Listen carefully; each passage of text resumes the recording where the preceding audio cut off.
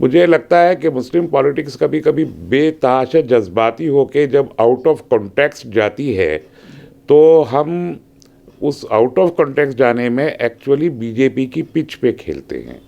ये और एनआरसी का मुद्दा इस वक्त उत्तर प्रदेश के, ख़ास तौर पर उत्तर प्रदेश के इंतखाब में पोलराइजेशन के लिए सबसे ज़्यादा मुफीद है। 2 साल गुजर जाने के बाद भी हुकूमत हिंद उस कानून के तहत रूल्स एंड रेगुलेशन बनाने में नाकाम है। वो होगा सही वक्त ये मुद्दा उठाने का और फिर एक बार एक तहरीक को शुरू करने का जिसमें हुकूमत को फ़ायदा नहीं होगा, जो तहरीक चलाएंगे उन्हीं को फ़ायदा होगा। शायद ये भी सियासी फरासत का ही एक सबूत है कि वो ऐसे वक्त में एक मुद्दा उठा रहे हैं जिस वक्त में उनको सियासी तौर पर एक जज्बाती सियासत उभारने का मौका तो मिल सकता है, लेकिन मुद्दे को कोई फ़ायदा नहीं। मुस्लिम आइडेंटिटी पॉलिटिक्स करने वाले ग्रुप बहुत ही मुख्तसर हैं और उनमें असदुद्दीन अवैसी साहब ने अपने आप को ज़्यादा नुमाया किया है। पिछली कोई रिकॉर्ड ही नहीं है वोट होने का हाथ में, उससे कौन अलायंस करेगा, क्यों करेगा? जब आपके पास 0.1% भी वोट नहीं है, आप छोड़ दीजिए मुस्लिम पार्टीज, भाई 0 + 0 + 0 = 0। तो ऐसे में मुझे बताइए कि आखिर क्यों अलायंस करे कोई भी पॉलिटिकल पार्टी। कल अवैसी साहब को जो मुद्दा उठाना चाहिए था वो ये बीएसएफ का मुद्दा था। उस पूरे 2000 के एरिया में 50 किलोमीटर अंदर तक बीएसएफ को राइट्स दिए गए कि वो वहाँ पर सिविल गवर्नमेंट के बजाय बीएसएफ की सरकार चलेगी। जब जिसको चाहे अरेस्ट करे, जिस पर मुकदमा चलाए, जिसको कर। रेप होने शुरू हो गए, मैं साफ कह रहा हूँ, रेप होने शुरू हो गए बंगाल में बीएसएफ के ज़रिए वहाँ के ख़वातीन के। ये इशू क्या असदुद्दीन अवैसी साहब को मालूम नहीं है? और इसलिए मैं कहता हूँ कि मुस्लिम पॉलिटिक्स मुसलमानों के रियल इशू उठाने की बजाय जज्बाती इशू उठा के मुसलमानों को कहीं ना कहीं नुकसान पहुंचा देती है। कल दोनों ही सदनों में जिस तरह से कृषि को लेकर जो कानून बनाए गए थे, तीनों बिल, उनको मोदी सरकार ने वापस लिया।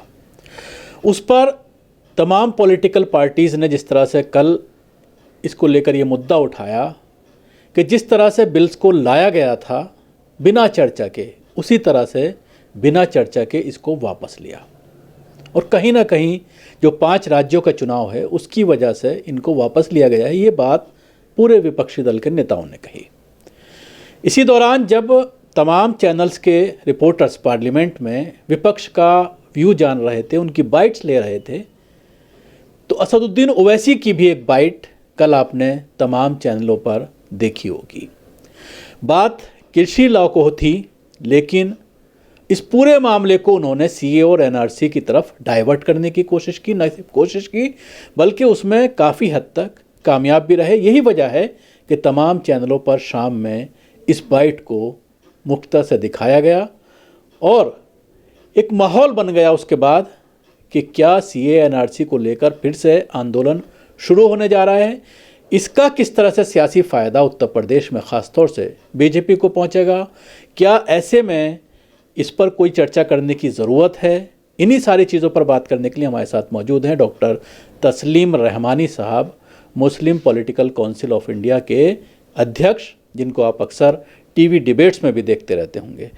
इस पूरे बयान को आप किस तरह से देखते हैं? मामला कृषि कानून का था, लेकिन ओवैसी साहब ने उसको पूरा सीए एनआरसी की तरफ बदल दिया। देखिए, ये जो मुस्लिम पॉलिटिक्स है, ये मुस्लिम पॉलिटिक्स पर मेरा तो बड़ा तल्ख तजुर्बात हो चुके हैं, आप सब लोग जानते हैं।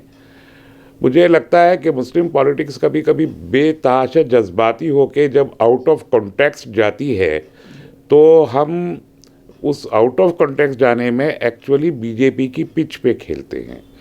हम कहते हैं हम आरएसएस के मुखालिफ हैं, और हम हैं, इसमें कोई दो राय नहीं है। और आरएसएस का मुखालिफ तो इस मुल्क में हर उस शख्स को जो पैट्रियोट है, मुहिब्बे वतन है, इस मुल्क से मोहब्बत करता है, उसकी लाजमी ज़िम्मेदारी है कि वो आरएसएस की मुखालफत करे। लेकिन आरएसएस की मुखालफत करने का मतलब ये होगा कि हम आरएसएस के दिए हुए जो मुद्दे हैं उनको खारिज करके अपने नए मुद्दे खड़े करें, ये ज़्यादा ज़रूरी है।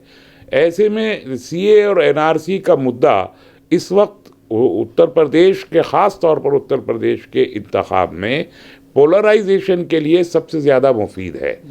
ये गैर कानूनी कानून पास किया है, गैर दस्तूरी कानून है, इसकी मुखालफत की गई है, की जाएगी यकीनन। CIA NRC पे कंप्रोमाइज़ का कोई गुंजाइश नहीं है, लेकिन मुद्दे उठाने के अपने एक वक्त होते हैं। समझदारी ये होती है कि हम कोई मुद्दा उस वक्त उठाएं जब उसका फ़ायदा हमें हो। हम मुद्दा उठाएं, हमारे मुद्दे का फ़ायदा हमारा मुखालिफ उठाए, ये गैर सियासी, गैर दानिशमंदाना इक़दाम है, जो मेरा ख्याल है कि इस वक्त उठाने का नहीं था। तो इस वक्त नहीं उठाना चाहिए था। वक्त को लेकर आप कहीं ना कहीं सवाल खड़ा कर रहे हैं, तो क्या वजह है उसकी, किस वक्त उठाना चाहिए? देखिए, CA NRC में जितना बड़ा मूवमेंट हमारी ख़वातीन ने खड़ा किया, वो इंडियन हिस्ट्री का एक माइलस्टोन है कि वुमेन अपराइजिंग इंडिया में इससे पहले इतनी बड़ी कभी नहीं हुई थी। चाहे वो हमारा फ्रीडम मूवमेंट रहा हो, चाहे पोस्ट इंडिपेंडेंट इंडिया रहा हो, औरतों के ज़रिए कोई मूवमेंट, तहरीक खड़ी की गई हो जो आलमी सतह पर कामयाब हुई हो, इसकी कोई दूसरी मिसाल हिंदुस्तान में नहीं है। और उसका एक बड़ा मुस्बत उसका जो पहलू है, जो नतीजा निकल के आया, वो ये कि 2 साल गुजर जाने के बाद भी हुकूमत हिंद उस कानून के तहत रूल्स एंड रेगुलेशन बनाने में नाकाम है, आज तक नहीं बना सकी। और वो जानते हैं कि अगर उन्होंने ये रूल्स बना के इसको इम्प्लीमेंट करने की कोशिश की तो इससे नुकसान हुकूमत को होगा, लेकिन अपने सियासी फ़ायदे के लिए जल्दी ही हुकूमत आएगी इसके रूल्स एंड रेगुलेशन बनाने पे। वो होगा सही वक्त ये मुद्दा उठाने का और फिर एक बार एक तहरीक को शुरू करने का, जिसमें हुकूमत को फ़ायदा नहीं होगा, जो तहरीक चलाएंगे उन्हीं को फ़ायदा होगा। तो क्या मानते हैं कि ओवैसी साहब में सियासी बसीरत नहीं है, या जानबूझ करके बीजेपी को मुद्दा दिया जा रहा है? ये सवाल आपने एक बार पहले भी मुझसे किया था, और मैंने उस वक्त भी कहा था कि सियासी बसीरत पर सवाल खड़ा नहीं कर सकते आप अवैसी साहब की। वो बैरिस्टर हैं, बाहर से पढ़कर आए हैं, पूरी दुनिया की सियासत उन्होंने देखी है, मुल्क में अब सियासत की आगोश में उन्होंने भी आंखें खोली हैं। जितनी उनकी उम्र है उतना ही उनका सियासी तजुर्बा है, तो आप सियासी फरासत पे सवाल खड़ा नहीं कर सकते। और शायद ये भी सियासी फरासत का ही एक सबूत है कि वो ऐसे वक्त में एक मुद्दा उठा रहे हैं जिस वक्त में उनको सियासी तौर पर एक जज्बाती सियासत उभारने का मौका तो मिल सकता है, लेकिन मुद्दे को कोई फ़ायदा नहीं होगा। जो दूसरी बात है वो सही है। जब दूसरी बात सही है इससे जो इशू उठा रहे हैं, इशू को फ़ायदा नहीं होगा, लेकिन एक जज्बाती सियासत में कामयाबी यकीनन कहीं ना कहीं इस तरह की बातें करके वो मुस्लिम वोटर्स को कहीं ना कहीं साधने की कोशिश कर रहे हैं, ये भी तो हो सकता है। देखिए, आइडेंटिटी पॉलिटिक्स इस मुल्क की बड़ी तल्ख हकीकत है।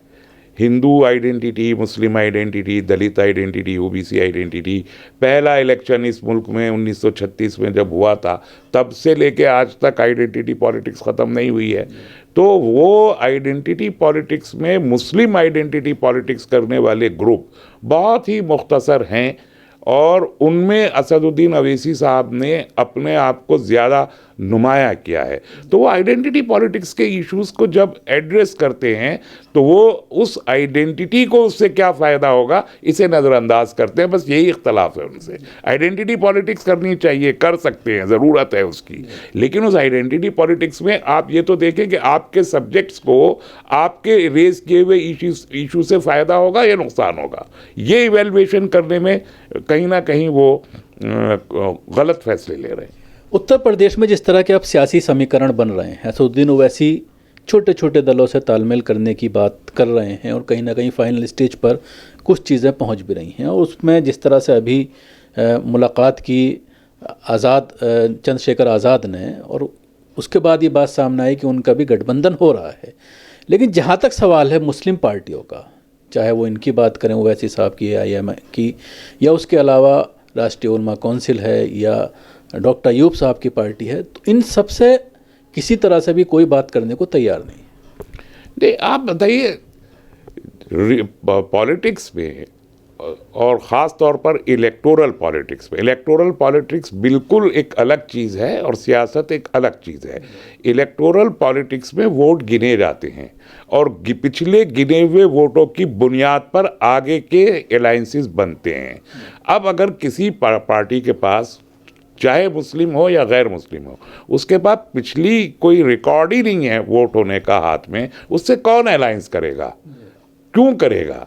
जब आपके पास 0.1% भी वोट नहीं है, आप छोड़ दीजिए मुस्लिम पार्टीज, भाई 0 + 0 + 0 = 0। तो ऐसे में मुझे बताइए कि आखिर क्यों अलायंस करे कोई भी पॉलिटिकल पार्टी? किसी पॉलिटिकल पार्टी ने अगर 1% 2% वोट भी ले लिया होता, डॉक्टर अयूब के तो एमएलए रहे हैं 4-5। कौन एमएलए थे?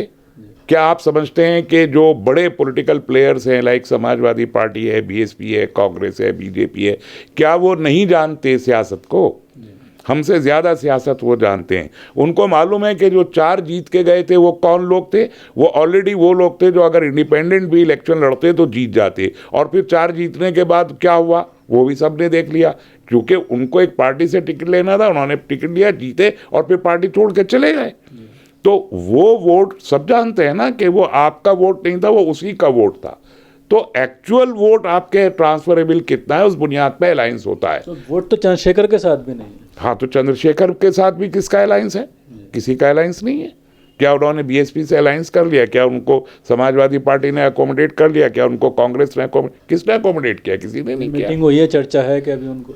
चर्चा रहेगी, चर्चा तो सभी की है, चर्चा राज भर की भी खूब हो रही है। चर्चा में तो अभी वक्त बहुत है, तो अभी तो चर्चाएं चलती रहेंगी। लेकिन आरएलडी के पास वोट था, उनका अलायंस हो गया। निषाद के पास वोट था, उनका अलायंस हो गया। सुहेल देव के पास वोट था, उनका अलायंस हो गया। जिनके पास वोट और सीट है उनका अलायंस हो गया। इसके अलावा सीए एनआरसी को लेकर अगर हम बात करते हैं तो बीएसएफ का जो एरिया बढ़ाया गया है कई स्टेट में, कई राज्यों में, राजस्थान में, असम में, और उससे कहीं ना कहीं पूरा जो बॉर्डर का इफेक्टेड एरिया है उसमें बात ये आ रही है कि मुस्लिम बहुत बड़ी पॉपुलेशन उससे असरअंदाज होने वाली है, और कहीं ना कहीं सीए एनआरसी को बैकडोर से लागू करने की बात।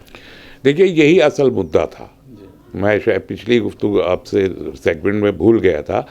कल अवैसी साहब को जो मुद्दा उठाना चाहिए था वो ये बीएसएफ का मुद्दा था, इसलिए कि इसी पार्लियामेंट के सेशन में बीएसएफ का बिल पार्लियामेंट में रखा जाएगा। 18 अक्टूबर को ऑर्डिनेंस लाके बीएसएफ को 2000 किलोमीटर जो हमारा बॉर्डर एरिया नॉर्थ ईस्ट के पास है, बंगाल, बिहार, असम, मेघालय, मणिपुर तक का, उस पूरे 2000 के एरिया में 50 किलोमीटर अंदर तक बीएसएफ को राइट्स दिए गए कि वो वहाँ पर सिविल गवर्नमेंट के बजाय बीएसएफ की सरकार चलेगी। जब जिसको चाहे अरेस्ट करे, जिस पर मुकदमा चलाए, जिसको कर।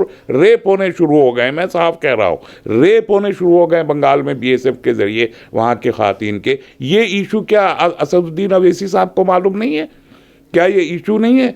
अगर उनको कल वाकई कोई इशू उठाना था एज पैरेलल टू दिस किसान बिल, और तवज्जो अपनी जानिब लेनी थी, अटेंशन सीख करनी थी, तो उनको ये चाहिए था कि वो बीएसएफ का इशू उठाते और कहते कि हम पार्लियामेंट में इसको पास नहीं होने देंगे। पर दूसरी जो अपोजिशन पॉलिटिकल पार्टीज है उनके साथ असदुद्दीन अवैसी साहब को खुद राब्ता करना चाहिए था कि वो एश्योर करें कि राज्यसभा में वो बिल नाकाम हो, वो ऑर्डिनेंस वापस हो। लेकिन उन्होंने ये नहीं उठाया। इसलिए मैंने कहा कि इशू को उठाने का की टाइमिंग होती है, ये टाइमिंग बीएसएफ का बिल का इशू उठाने की थी। ममता तो उठा रही हैं लेकिन कांग्रेस भी इस मुद्दे को नहीं उठा रही, हालांकि राजस्थान इससे इफेक्टेड हो रहा है। देखिए, 12 एमपीज को राज्यसभा में निलंबित कर दिया पूरे विंटर सेशन के लिए। और किस इशू पे किया है? जो मानसून सेशन में गड़बड़ी हुई थी। मानसून सेशन खत्म होने से विंटर सेशन तक कोई कार्रवाई नहीं हुई। विंटर सेशन के पहले दिन राज्यसभा के 12 अपोजिशन एमपीज को उन्होंने बाहर कर दिया। क्यों किया है? सिर्फ इसलिए किया है कि उनको इस टाइप के कंट्रोवर्शियल बिल लाने हैं। हुकूमत माइनॉरिटी में है राज्यसभा में, वहाँ वो नाकाम हो जाएगी अगर अपोजिशन यूनाइटेड हुआ। 12 को डिस्क्वालीफाई कर दिया विंटर सेशन में, अब वो बिल आसानी से पास करा लेंगे। ये इशू अवैसी साहब ने क्यों नहीं उठाया? ये सवाल अवैसी साहब को इस सवाल का जवाब देना चाहिए। और इसलिए मैं कहता हूँ कि मुस्लिम पॉलिटिक्स मुसलमानों के रियल इशू उठाने की बजाय जज्बाती इशू उठा के मुसलमानों को कहीं ना कहीं नुकसान पहुंचा देती है। शुक्रिया रहमानी साहब हमसे बात करने के लिए। जिस तरह से तस्लीम रहमानी साहब ने ख़ासतौर से CAA और NRC का मुद्दा जो कल से काफ़ी सुर्खियों में है, क्या ये मुनासिब वक्त था इस मुद्दे को उठाने का, इस पर आपने अपनी राय दी। दिल्ली से कैमरा पर्सन फैजी के साथ न्यूज़ मैक्स के लिए शकील अहमद।